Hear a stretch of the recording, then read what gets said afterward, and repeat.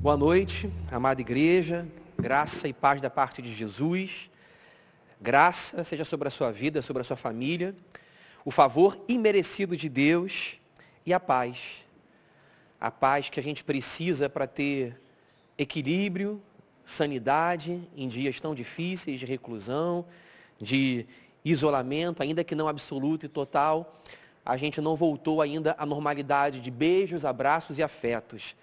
E isso pesa sobre o nosso coração, porque a gente é gente que precisa de afeto, de relacionamento, mas que a paz, que traz sanidade, equilíbrio, moderação, esperança, esteja no seu coração e na sua família, em nome de Jesus.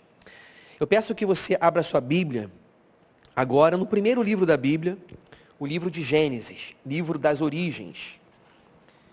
Livro de Gênesis, capítulo 37.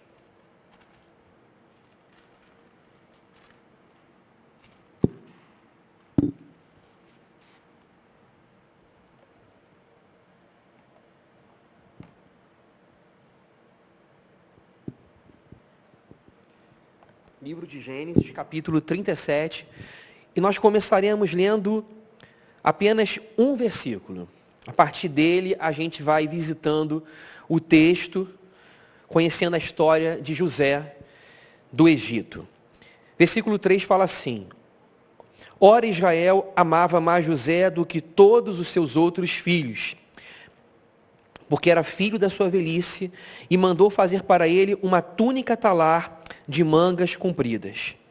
Quando seus irmãos viram que o pai o amava mais do que todos os outros filhos, odiaram-no e já não podiam falar com ele de forma pacífica. 2 versículos. Vamos orar? Nosso Deus, nosso Pai, nós te agradecemos e te louvamos, Senhor Deus, pelo teu imenso amor. Adoramos ao Senhor por quem tu és, porque tu és Deus perfeito, santo. Tu és Deus em quem não há mancha, em quem não há rugas, em quem não há cansaço nem fadiga. Nós nos cansamos, mas o Senhor não. E nós te louvamos e te adoramos porque tu és onipotente. Nós somos fracos e adoramos ao Deus que é forte e poderoso, mas que na sua força visita o fraco e não espizinha o fraco. Senhor, visita-nos nessa noite, ilumina-nos com o teu Espírito, abra o nosso entendimento, fale conosco nessa hora, é o que nós te pedimos no nome santo de Jesus, amém. Irmãos, nós estamos diante de uma das histórias mais emocionantes, tocantes da palavra de Deus. A história de José costuma ser a história preferida da maioria das pessoas que leem a Bíblia, porque é uma história cheia de carga emocional, é uma história que tem todos aqueles ingredientes de uma boa narrativa, grande carga emocional e também uma história de muitas viradas. Viradas, reviravoltas, são ingredientes de uma bela narrativa. E se não bastasse uma única virada, a história de José, a narrativa da sua vida, é uma narrativa com muitas reviravoltas. É uma vida de encontros e desencontros, de reviravoltas, que nós acreditamos que tudo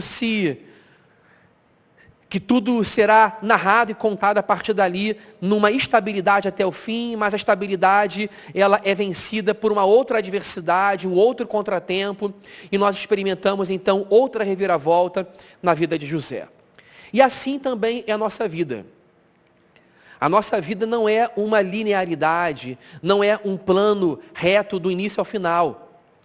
A gente experimenta uma reviravolta, a gente se estabelece dentro de uma situação que a gente diz, agora sim eu estou bem confortável, tranquilo, estabeleci a minha vida, as minhas metas, e pretendo daqui para frente viver em paz e tranquilamente. E o sossego, ele é ocasionalmente interrompido por uma outra reviravolta e a gente se encontra num lugar que não gostaria de estar. Essa é a vida de José. E a vida de José é a vida de um servo de Deus temente e fiel. Então eu gostaria que nessa noite você olhasse para essa história e você se pusesse dentro dessa história e soubesse que a narrativa da vida de José não é simplesmente a narrativa da vida dele, mas através dele nós enxergamos também a nossa vida. Porque tanto quanto José caminhava com Deus e era servo de Deus, e viveu adversidades e problemas, nós somos servos de Deus e passamos por lutas, adversidades e problemas. A trajetória dele é a trajetória de quem serve a Deus. Enxergue-se então dentro dessa história. Talvez todos os requintes de detalhes dessa história não estejam na sua, porque a história dele é a história dele. No entanto, com detalhes diferentes, com cenários diferentes, nós vivemos uma vida de reviravoltas. Como então foi a vida de José? Nós começamos lendo esse texto, dizendo que José, ele era o filho preferido de Jacó.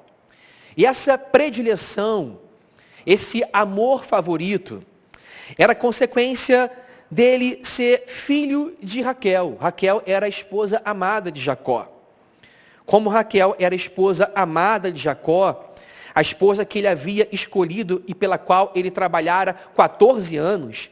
Primeiro trabalhou por 7 anos, foi enganado por Labão e depois trabalhou por mais 7 anos, 14 anos, que não lhe foram penosos por quanto muito ele amava Raquel. E José, ele era filho desse relacionamento. José recebeu uma túnica talar. Essa túnica talar, ela era uma representação concreta desse amor que Jacó tinha pelo seu filho José. Era uma predileção que se expressava através de um presente que os outros filhos não receberam. Então ficou exposto diante dos olhos de todos os seus irmãos que ele era um predileto. Um autor que eu li enquanto estudava para essa pregação, esse autor, ele disse que essa túnica talar, ou seja, uma túnica extravagante, comprida, que ia até os calcanhares, era uma túnica tão extravagante que nem possibilitava que José trabalhasse. Porque ele andava desengonçado numa túnica tão grande, que chegava aos seus calcanhares. Ou seja, ele tinha uma roupa que ele parecia um pequeno príncipe, um príncipe em miniatura. E ele desfilava diante dos seus olhos, diante dos olhos dos seus irmãos, e ele era a exposição de alguém amado, favorito e predileto pelo seu pai. E para agravar o ciúme dos seus irmãos, José, desde a sua infância, ele tinha sonhos. Deus visitava os sonhos de José. Mas José, no seu arrobo infanto-juvenil, na sua infantilidade e imaturidade, ele contava e compartilhava o que não deveria compartilhar. Porque a gente descobre logo cedo na vida que nem todos estão dispostos a compartilhar da nossa alegria. José compartilhava seus sonhos. Em um dos seus sonhos, ele via feixes que foram colhidos no campo, e ele via o feixe dos seus irmãos se curvando diante do seu feixe. E outro sonho que ele teve, ele via o sol, a lua e 11 estrelas se curvando diante dele. Isso levou o seu próprio pai a dizer: José, você está dizendo que eu, sua mãe e seus irmãos vão se curvar diante de você? Esses feixes que se encurvam, que se reverenciam, representam a nossa casa se curvando em deferência a você? O próprio pai havia censurado, mas o pai guardava no seu coração alguma suspeita sobre a veracidade daquele sonho, porque ele sabia que José era um menino especial, temente a Deus e que andava com Deus. Como consequência da própria intimidade que ele tinha com Deus, talvez uma intimidade que não foi muito bem administrada nos seus primeiros dias, porque ele não soube guardar para si o que Deus havia falado com ele, mas como fruto desse espírito visionário e sonhador, sobre o qual o Espírito Santo habitava, José, ele foi objeto do ódio e da inveja dos seus próprios irmãos. E um dia, quando foi enviado pelo seu pai de Hebrom para Siquém, para visitar os seus irmãos o avistam no horizonte, veem uma silhueta se aproximando e entre si começam a maquinar e dizendo: lá vem o sonhador, lá vem o sonhador. Essa era a imagem estigmatizada que os seus irmãos carregavam de José. José não havia sido objeto de um amor e de uma afeição tão fiel dos seus irmãos. E quando José se aproxima, ele logo descobre o ódio dos seus irmãos. Os irmãos primeiramente maquinam matá-lo, depois pela persuasão do próprio irmão mais velho: não vamos fazer isso com ele não, ele é nosso irmão. Decidem então vendê-lo para uma caravana de ismaelitas que estava passando por ali. Mas não sem antes de colocar José dentro de uma insalubre cisterna. Ali estava José no fundo de um poço, literalmente, sem ver muito a luz do sol, dependendo do bel prazer de homens maus, e esses homens maus eram os seus próprios irmãos. Aí eu pergunto para você, quem enfrenta tudo isso? Um homem de Deus. Um homem de Deus, um menino de Deus, enfrenta tudo isso. Objeto do ódio não de inimigos, mas objeto do ódio dos seus irmãos.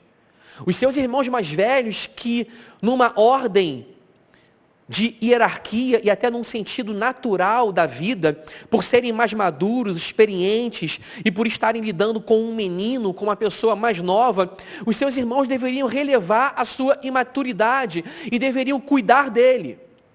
Mas ao invés disso, os irmãos que deveriam cuidar de José, que deveriam ser os seus protetores, fazem com José o mesmo que Caim fez com Abel. Caim perguntou para Deus: porventura eu sou o tutor do meu irmão? Resposta a essa pergunta: claro, você sim é o protetor do seu irmão. Nós somos protetores e cuidadores uns dos outros. E quanto mais existe relação de proximidade e familiar, mais deveria haver também um sentimento natural, espontâneo de lealdade.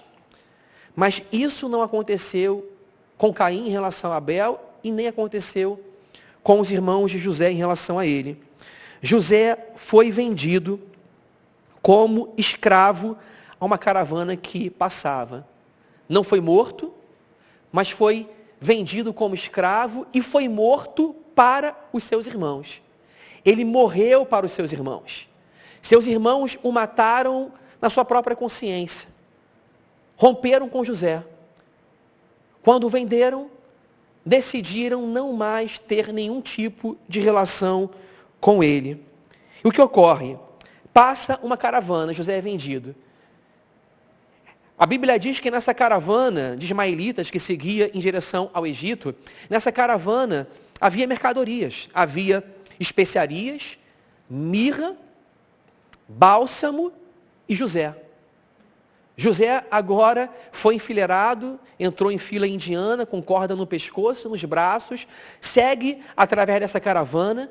Ele pertence agora a mercadores, e mercadores tratam as pessoas como mercadoria, querem lucro. E José agora, ele estava objetificado. Ele se tornou uma mercadoria. Ao lado de mirra, de bálsamo, ao lado de especiarias estava José, um servo de Deus. E aí eu pergunto para você, e pergunto para mim mesmo, quantas vezes nós, servos de Deus, nos sentimos tratados como mercadorias, como objetos?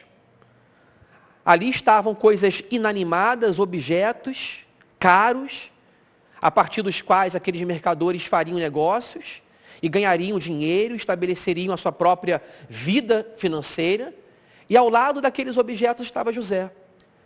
Quantas vezes, nesse mundo extremamente competitivo, selvagem, com uma ética predatória, onde o que importa é ganhar e ganhar, e a vitória é uma vitória muitas vezes sem ética, sem transparência, sem honestidade, a qualquer preço. Quantas vezes, dentro de multinacionais, de corporações, nós nos sentimos tratados como objetos? Eu já ouvi, por exemplo, de pessoas que depois de muitos anos terem dado a sua vida pela empresa, num belo dia, essa pessoa é chamada no escritório do chefe e a pessoa é sumariamente demitida, sem direito à defesa, porque a partir daquele momento ela não é mais útil para a empresa, porque chegaram jovens mais atualizados, mais antenados. E a sua maturidade, a sua experiência não é contada para que ela possa continuar sendo útil para aquela empresa. Essa pessoa se sente, então, uma mercadoria e um objeto. Mas muitas vezes, a gente se sente mercadoria e objeto dentro da família, dentro de casa. E muitas vezes, pelas pessoas que nós mais amamos, como foi o caso de José com os seus irmãos. É no relacionamento conjugal, é na relação com os filhos. Eu não preciso aqui, exaustivamente, explicar para você isso. Você e eu sabemos que muitas vezes na vida, quando a gente não parece ser mais útil, ou quando a gente falha, a gente não é tratado com o mesmo valor. Mas saiba também que nós estamos dos dois lados da história. Ora, nós somos tratados como mercadoria e como objetos. Mas como nós não somos só inocentes e bonzinhos, nós pecamos também. Ora nós somos objetos, mas ora também nós somos tratados, mas ora também nós tratamos outros como objetos. Ora nós não somos misericordiosos, clementes. A gente não considera a pessoa pela sua trajetória e pela sua história, e a gente pega um momento de dúvida, de erro, de falha da pessoa, e a gente se torna implacável com aquele momento. É aquela velha história do ditado inglês. A gente joga fora a água da banheira e a criança junto. A gente joga juntamente com a água da banheira, a gente joga fora a criança. Ou então a gente vê uma manchinha branca na camisa e a gente rasga a camisa inteira. A gente é tratado assim, mas também a gente muitas vezes trata os outros dessa forma. Nós somos algozes e vítimas ao mesmo tempo, na vida e nas histórias.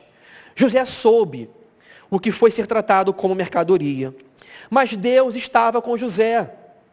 Os irmãos não cuidaram dele, mas Deus estava com José. Chega no Egito, José, ele agora no Egito, ele é vendido. Diz o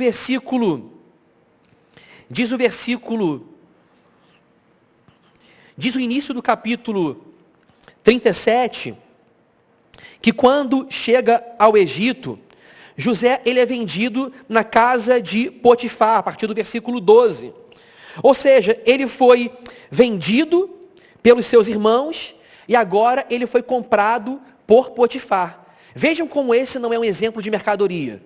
A gente compra e vende o quê? Mercadoria. José virou mercadoria.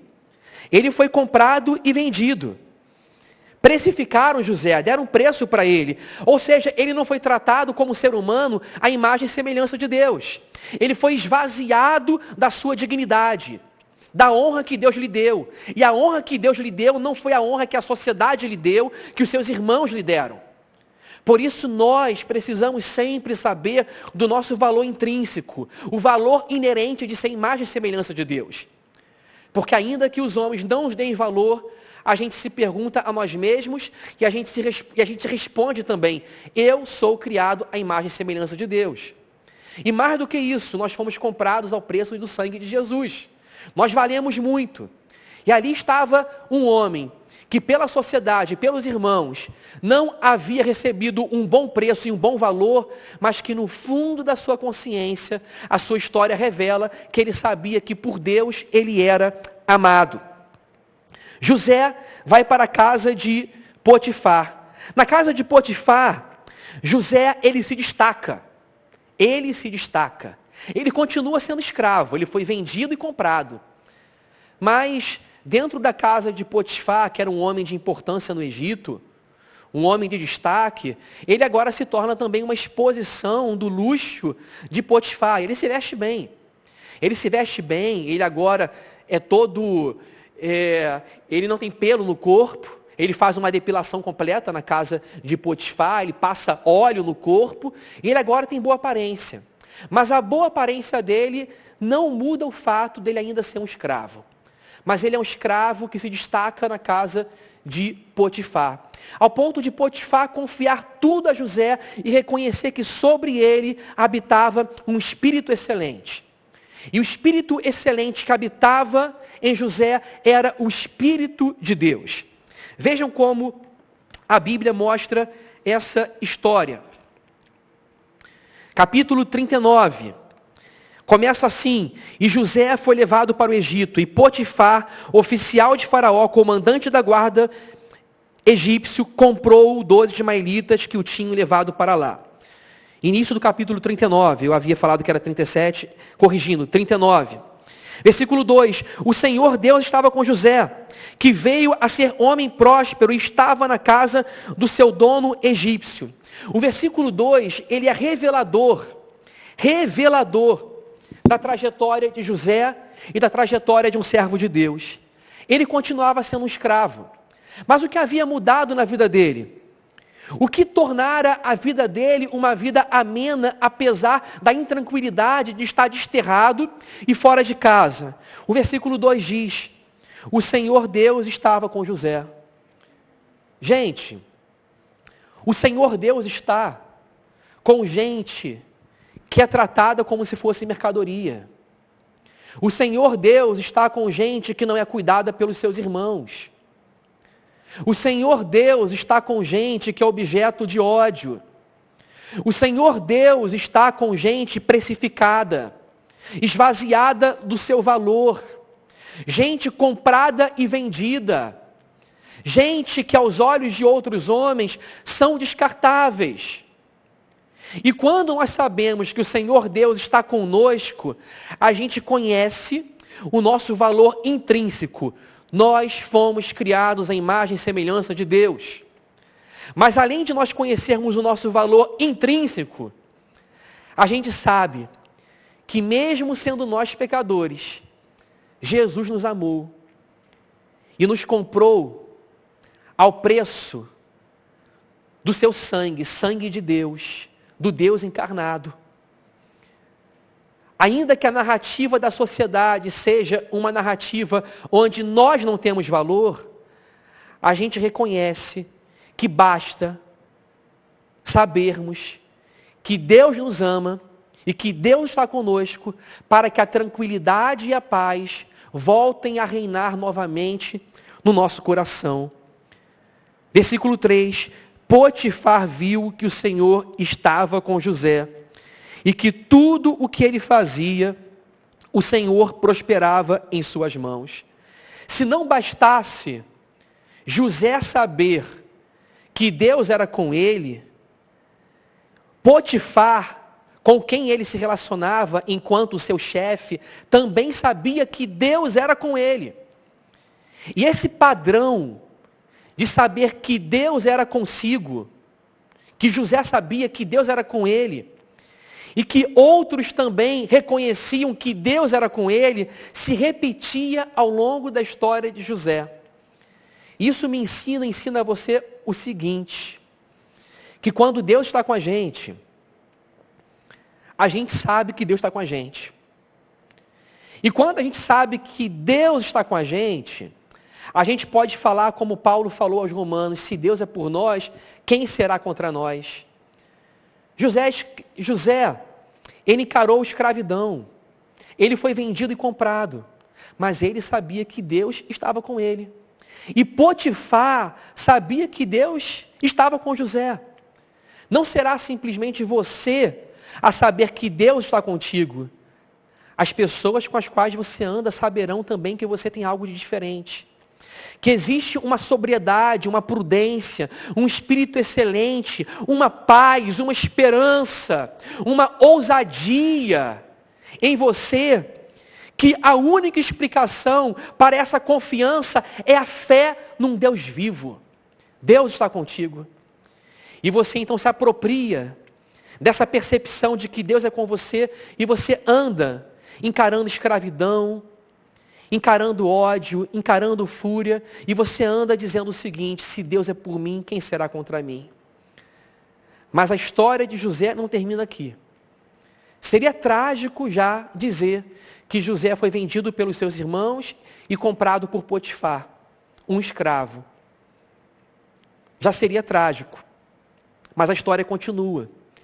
E José, mesmo sendo fiel na casa de Potifar, ele era assediado diariamente pela esposa de Potifar. Algo nada sutil. A mulher de Potifar se apresentava diariamente para ele, assediando sexualmente, e dizia: eu quero ir para a cama com você. E ele estava sozinho com ela em casa, não havia olhos, vigilância de ninguém. Não havia câmeras, não havia espias. Só havia José e aquela mulher num quarto secreto. Ninguém via. E ela o assediava constantemente. Mas José, não se fazendo de ressentido, de vitimista, de amargurado, não se vendo dessa forma e podendo dizer para si mesmo, aliviando a sua própria consciência: ora, eu sou uma pessoa tão ressentida, tão vitimada pela vida, coisas tão trágicas aconteceram para mim que eu vou me permitir me aliviar agora. Eu vou compensar a minha dor e a minha tristeza e eu vou agora ter uma aventura. Eu preciso de uma aventura, eu preciso me sentir vivo. Eu preciso entrar numa relação amorosa, num caso. Ele não se utilizou da sua amargura para criar a ideia de que ele precisava de uma compensação para se sentir vivo. Não. Ele vira-se para aquela mulher e ele fala o seguinte, versículo 9: como, pois, cometeria eu tamanha maldade e pecaria contra Deus? Estava ele e aquela mulher, mas ao dizer: como, pois, cometeria eu tamanha maldade e pecaria contra Deus? Ao dizer isso, ele sabe que ele não está sozinho com aquela mulher. Yahvé, Jeová, o Deus de Abraão, de Isaac e de Jacó, o Deus dos seus pais, o Deus vivo, o Deus sobre o qual Jacó lhe falara na infância, o Deus que lhe havia dado aquelas visões, esse Deus estava com ele. Gente, ele estava distante da sua terra, distante dos seus pais. Ele não tinha a Bíblia para ler como nós temos. O que ele tinha era uma história narrada, passada por tradição, oralmente, de pais para filhos. E além de ter essa história oral, ele tinha na sua própria consciência ou no seu inconsciente a visita de Deus nos seus sonhos. Essa era a Bíblia dele. A Bíblia dele era a história que os seus pais narravam e os sonhos que Deus lhe havia dado, com uma projeção para o futuro de que a honra viria sobre ele, sol, lua e estrelas se inclinariam sobre ele. Ele fora prisioneiro, fora vendido, mas ele tinha uma promessa de honra. Ele não via honra na sua vida enquanto estava na cisterna, enquanto foi vendido, enquanto era escravo. E agora, sendo acusado de assédio sexual, José, ele foi parar no subterrâneo. Ele foi parar numa prisão. Aí eu pergunto para você, esse é o caminho, essa é a trajetória de um servo de Deus? A Bíblia conta que sim. Que essa é a trajetória de um filho de Deus. Repetindo, um filho de Deus foi tratado como mercadoria. Um filho de Deus foi objeto foi objeto do ódio dos seus irmãos. De um sentimento completamente desnatural, selvagem, infantil, de inveja, de ciúme. Um servo de Deus foi escravizado. E esse servo de Deus agora, por causa da sua fidelidade a Deus, ele vai para a prisão. Vejam, ele não vai para a prisão porque ele cometeu um crime. Ele vai para a prisão porque ele foi fiel. A fidelidade a Deus não lhe dá uma honra ao mérito, uma medalha, uma condecoração. A condecoração de 3 estrelas, não. Ao invés da fidelidade a Deus levar-lhe ao pódio, aos troféus e às medalhas, a fidelidade a Deus o levou diretamente para uma prisão. Ser fiel a Deus não significa estar sob uma promessa de ser completamente blindado a dores e sofrimentos. Muitas vezes, a fidelidade a Deus em não fazer negócios ilícitos, em não entrar em propinas, a fidelidade a Deus de não entrar com informações privilegiadas em processos de licitação, a fidelidade a Deus de ter uma confissão única que Jesus é o Senhor num mundo inclusivista e pluralista. Essa fidelidade a Deus leva as pessoas a nos acharem politicamente incorretos, intransigentes e intolerantes. E nem de perto a intolerância é uma virtude e é algo que se passa ou que deve ser vivida por um cristão. Mas o que é chamado de intolerância, muitas vezes, é uma confissão fiel. É dizer, eu creio que Jesus é o único caminho, intolerante. E a pessoa, então, se torna objeto de desprezo, de deboches, ou do esquecimento das pessoas. A gente não trata mal, mas também não trata bem. A gente simplesmente esquece. A sua fidelidade, nesse momento, pode estar levando você a um lugar de desassossego, a um lugar que cerceia a sua própria liberdade. José perdeu a liberdade porque foi fiel.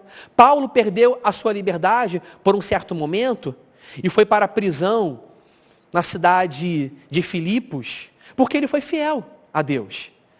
Sadraque, Mesaque e Abidnego foram para a fornalha de fogo ardente porque eles foram fiéis. A fidelidade a Deus parece levar-nos para lugares desconfortáveis. E aí você pensa, mas isso não contradiz a ideia bíblica, a promessa de Deus, que Deus honra aqueles que o honram? Não contradiz. Mas como Deus honra aqueles que o honram, se estes que o honram vão para a prisão? Se estes que o honram vão para lugares desagradáveis? Se esses que o honram perdem bons negócios, deixam de ter lucros? Deus tem os seus caminhos insondáveis. E a honra que Deus dá, ela subverte o sentido de honra que nós pensamos. Ser honrado por Deus não é ganhar medalha, não é se tornar rico a qualquer custo e preço, não é ser prestigiado e estar sob o aplauso das pessoas. Ser honrado por Deus, primeiramente significa estar num relacionamento com Ele, onde Ele nos ama e nós sabemos que Ele nos ama e Ele nos aprova. Mas a história da nossa vida não termina naquele momento. A história de José não terminou ali na prisão. Ele veio a experimentar a honra de Deus em vida. A vida dele não acabou na prisão. Ele está na prisão. Vejam essa história desde o início. Tudo começa com uma túnica talar. Uma túnica comprida que chega até os seus calcanhares. Seus irmãos têm inveja de José.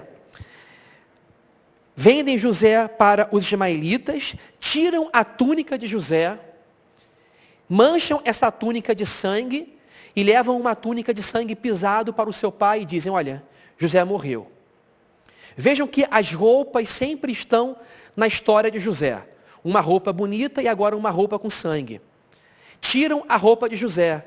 José agora está sem roupa como um escravo. José, ele muda de roupa quando entra para a casa de Potifar. Ele ainda é um escravo, mas um escravo de luxo. E agora José, ele veste roupa de prisioneiro. Vejam como José, ele podia talvez aceitar a sua identidade a partir das tantas experiências que ele viveu. No entanto, a identidade essencial de José não era mercadoria. Não era ser mercadoria, não era ser escravo, não era ser prisioneiro. As suas experiências não definiam José. Ele não era as roupas que ele vestia. Ele não era as experiências que ele vivia.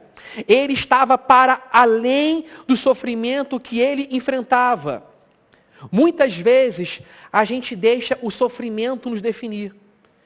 E então a gente se olha e diz, quem sou eu, o pobre coitado?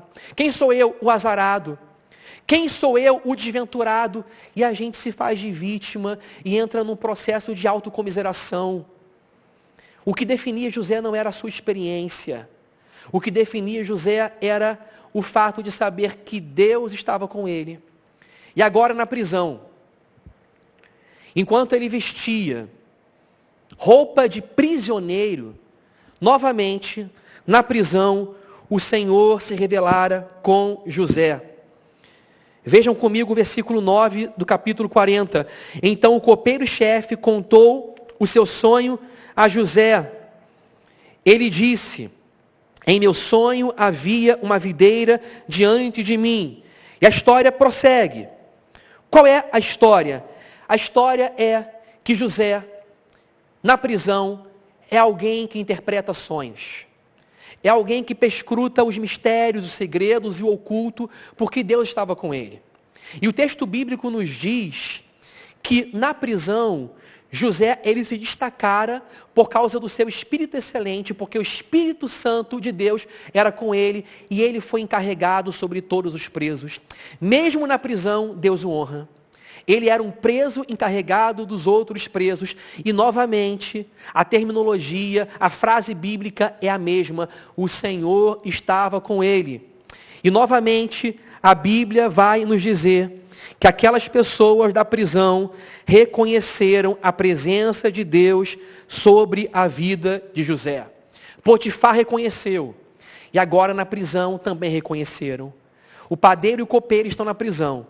Foram punidos por Faraó, vão para a prisão, e os dois têm uma noite intranquila de sono, têm sonho, e José interpreta o sonho deles. E resumindo a história, José diz que em 3 dias, o copeiro seria restituído à presença de Faraó para lhe servir vinho. E o padeiro, ele iria morrer em 3 dias. Esse foi o sonho de José. E José falou o seguinte para o copeiro: quando você voltar para o Faraó, se lembra de mim, conta a minha história, porque eu parei injustamente aqui no Egito, tendo sido trazido para cá desde a minha terra, a terra dos hebreus. Mas o copeiro se esqueceu.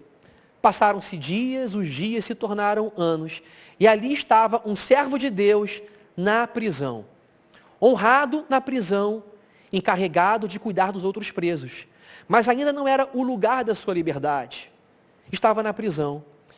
Depois de anos, o faraó tem um sonho conhecido, todos vocês sabem, é o sonho de que havia, levantando-se do Nilo, 7 vacas gordas. E depois levantavam-se também do Nilo 7 vacas magras, mirradas, cadavéricas, sem vida. E essas vacas magras, elas devoravam as vacas gordas e não se tornavam mais fortes.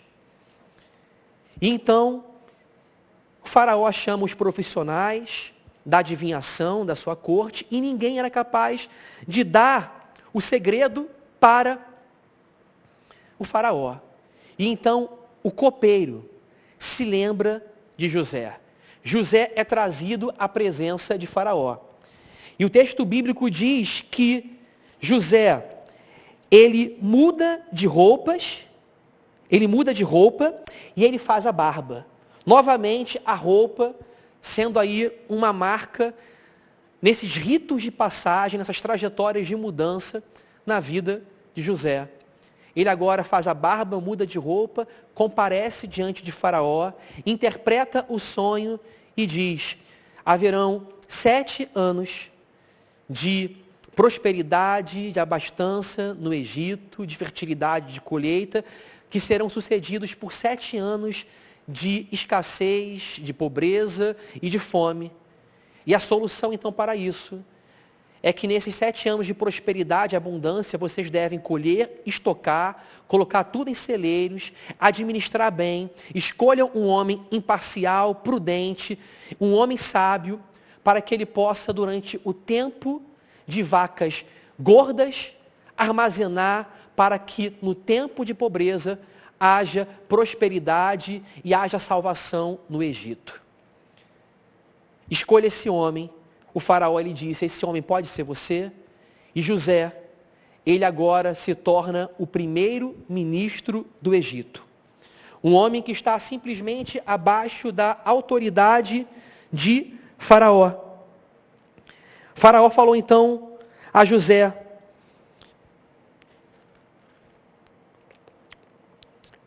versículo 39, diz assim: visto que Deus revelou tudo isto a você, não há ninguém tão ajuizado e sábio como você. Fala o faraó. Você será o administrador da minha casa e todo o meu povo obedecerá à sua palavra. Somente no trono eu serei maior do que você. Esse homem que foi vendido e comprado, que foi prisioneiro, que foi escravo, que foi objeto de acusação de assédio sexual, que foi para a prisão, esse homem agora é chamado por Faraó para ser o administrador de todo o Egito. E disse então Faraó para José: você estará simplesmente abaixo de mim no trono, mas eu te dou poderes executivos de administração, para que você seja o grande governador do Egito.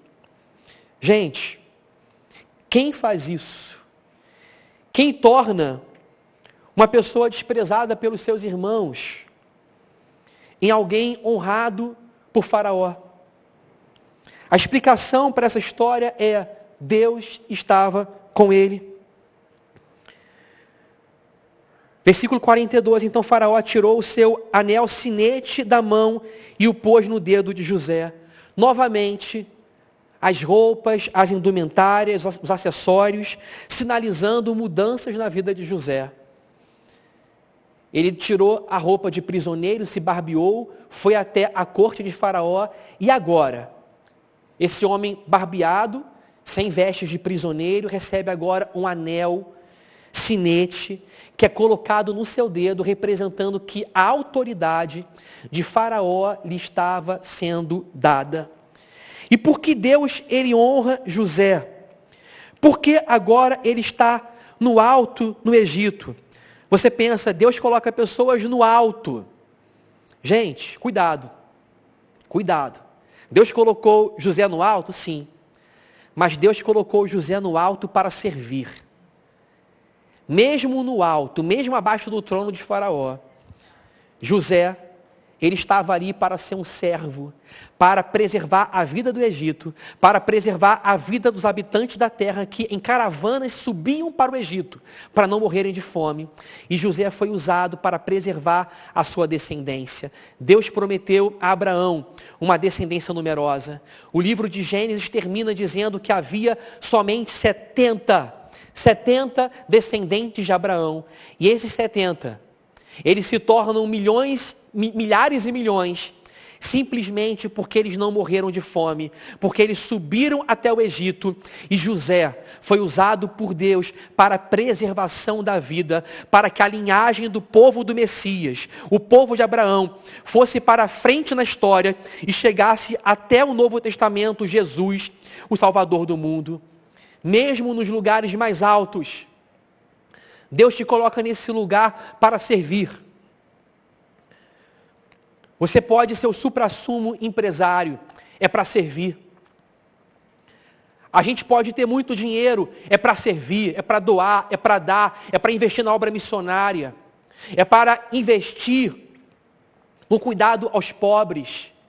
Onde quer que Deus nos coloque, Ele nos coloca para servir.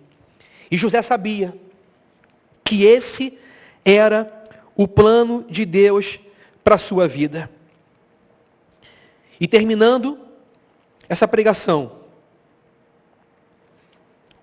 o versículo 45 fala o seguinte: e Faraó chamou José de Zafenate Paneia e lhe deu por mulher Asenate, filha de Potífera, sacerdote de On. E José percorreu toda a terra do Egito. Faraó lhe deu o nome Zafenate Paneia. O significado desse nome é aquele que vive quando Deus fala. Ele foi reconhecido por Faraó como aquele que vive enquanto Deus fala. Ele foi reconhecido por Potifar. Ele foi reconhecido pelo chefe da prisão. E agora ele foi reconhecido por Faraó como alguém que vive enquanto Deus fala. Zafenate Paneia é o homem que, enquanto Deus fala, vive e não morre. Ouve a voz de Deus e não morre. É o homem que perscruta mistérios, que revela o oculto, que entra no sonho do homem. Ninguém chega ao lugar do inconsciente, onde o homem sonha. Mas se porventura alguém entra no inconsciente, nesse lugar secreto e selado, que é o sonho do homem, onde simplesmente eu sei e você sabe do que você sonha, se alguém entra nesse lugar, é porque Deus lhe dá interpretações. E esse era o modo que José se via. Deus, que interpreta todo o significado da vida, me revela. E ele foi visto como o homem que interpreta porque Deus lhe fala, porque ele é aquele que vive enquanto Deus fala. Faraó reconheceu isso. E José ressignificou a sua vida. O versículo 46 fala: José tinha 30 anos de idade quando se apresentou a Faraó, rei do Egito, e andou por toda a terra do Egito. O texto, ele diz que Deus estava com José. E no Egito, ele teve 2 filhos, Manassés e Efraim. Manassés significa o seguinte: Deus me fez esquecer o meu sofrimento. E Efraim significa o seguinte: frutífero. No meio do Egito, no meio da aflição, José consegue dar esses nomes para os seus filhos. E ele olha para os seus filhos, e o nome que ele dá aos seus filhos significa o modo como ele vê a sua própria vida. Ele não se vê como vitimista, como pobre coitado, ele não entra em autocomiseração, ele chama Manassés de Manassés, porque esse nome significa Deus fez eu esquecer aqueles dias de sofrimento. Ele não define a sua própria vida pelo sofrimento. Não que ele tenha se esquecido completamente, mas a vida dele não é em função do sofrimento dele. E Efraim é chamado de Efraim, porque Efraim significa frutífero. Porque ele sabe que ele pode ser frutífero, mesmo passando por tribulações muito agudas. Que a vida de José seja um exemplo para a gente da trajetória de um crente, a trajetória de gente que Deus honra. Deus, ele honra pessoas por linhas não tão retas como aquelas que nós concebemos. Mas Deus tem um plano para você. E o plano de Deus para você não é necessariamente te colocar num lugar alto, mas te colocar num lugar onde você possa ser bênção para muita gente e salvar muitas vidas, como José foi usado por Deus para salvar muitas vidas. Vamos orar?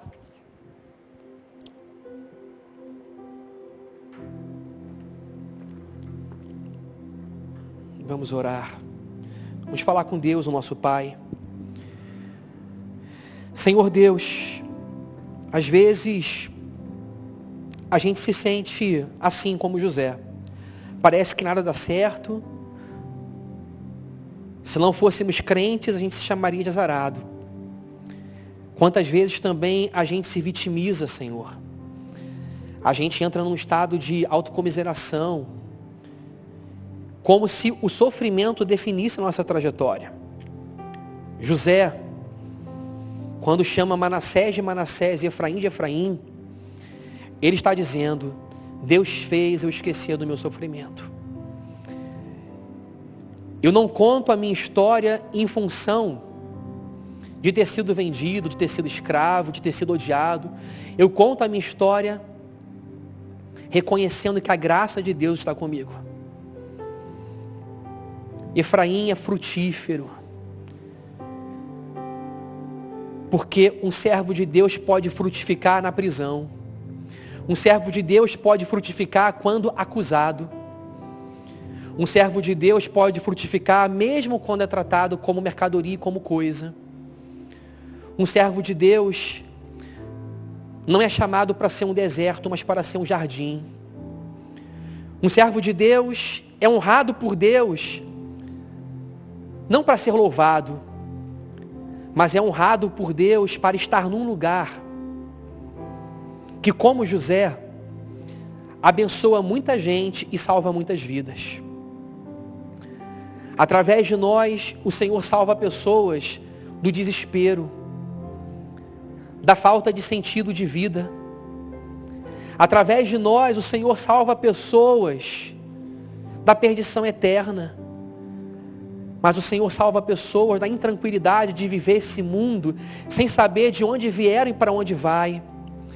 O Evangelho confere um significado e uma cura para a falta de sentido de vida. O Senhor salva a gente através de nós. Salva a gente de não ter família, de não ter lar. Salva a gente da solidão. Salva gente do desespero. Porque o Evangelho traz conforto e traz consolação. Senhor, ajuda-nos a descobrir esse lugar. Leva-nos para esse lugar, nós te pedimos. Senhor, não é a roupa que a gente veste, nem a experiência que a gente vive que define quem nós somos. José não era definido por viver com roupa de escravo ou com anel sinete no dedo. Com roupa de escravo ou com roupa de governante. O que definia José era o fato de que o Espírito de Deus era com ele. E quando o Espírito de Deus é com a gente, as pessoas veem. Senhor, faça as nossas esposas verem que Tu és conosco. Faça, Senhor Deus, os maridos verem que Tu és com esta mulher. Faça os nossos filhos verem que o Senhor é conosco. Faça nós vermos que Tu és com os nossos filhos, Senhor. Porque Potifar viu o Senhor com Faraó, o Senhor com José. Faraó viu o Senhor com José.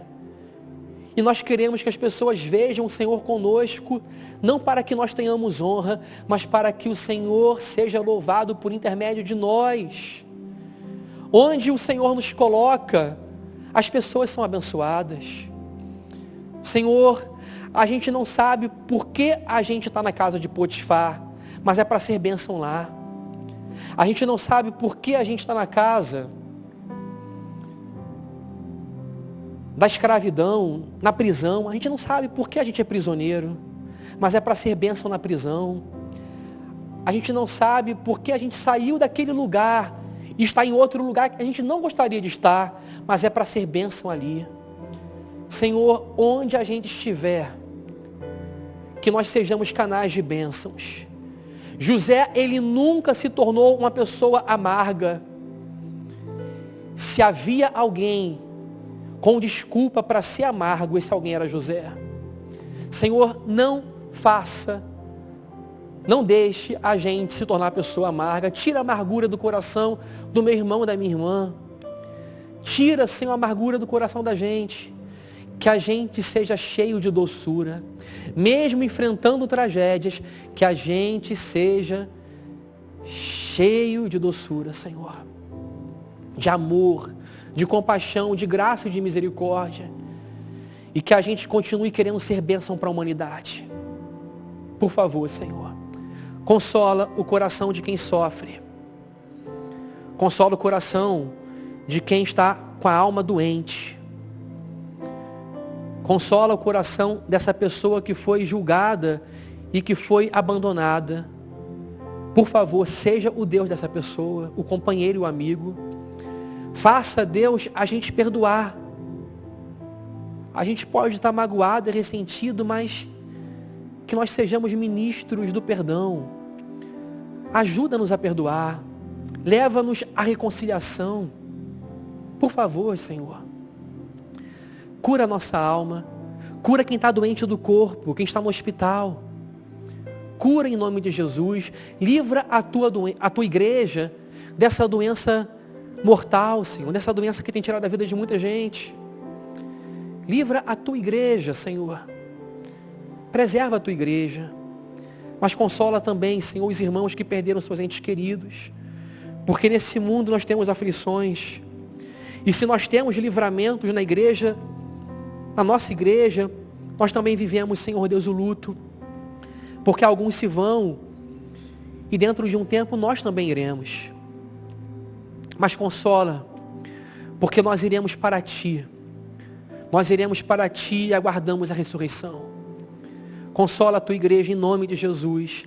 Aviva a Tua igreja, aviva o nosso coração, cura o nosso coração, para que a gente Te sirva com todo o nosso coração. A gente Te sirva com todo o nosso coração. Em nome de Jesus, amém.